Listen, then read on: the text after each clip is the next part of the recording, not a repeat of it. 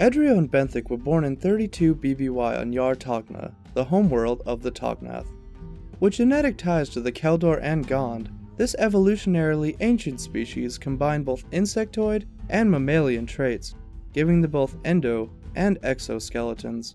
However, such an unusual biological balance came with many drawbacks.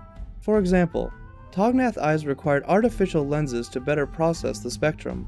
Furthermore, the species fitted cybernetic enhancers into recesses on their scalps to better maintain their hearing and sense of balance. They also possessed a high threshold for pain, making them immune to torture. On rare occasions, Tognath eggs grafted together while in their suspension jelly, forming what were known as eggmates. Sharing an unbreakable bond, Edrio and Benthic were one such example. Most considered them to be brothers as a result, and some even fell for their supposedly rudimentary exhibits of telepathy. Unfortunately, Imperial occupation of Yar Togna forced the duo to flee as refugees. Away from their homeworld, Edrio and Benthic donned breathing apparatuses so to operate in human-standard atmospheres. This awarded them the bluntly descriptive moniker of Two Tubes.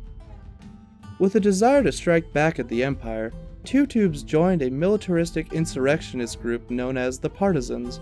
Despite the extreme and violent methods of its leader, Clone Wars veteran Saw Gerrera, both Tognath immediately acclimated to their new surroundings. In fact, despite possessing no formal rank, Benthic operated at the same level as a rebel lieutenant, while his eggmate fulfilled duties as a spotter and sniper.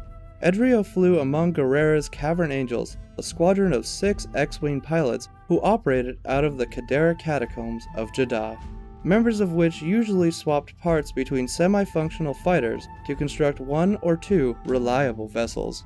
Despite his role, however, Edrio was skilled in hand-to-hand combat, making him just as deadly on the ground as he was in air. Now it's time for this week's question. Who is your favorite eggmate, Edrio or Benthic? Let me know in the comments below. Also, to have your say in future Rogue One lore videos, head on over to thecankrazans.com and get voting.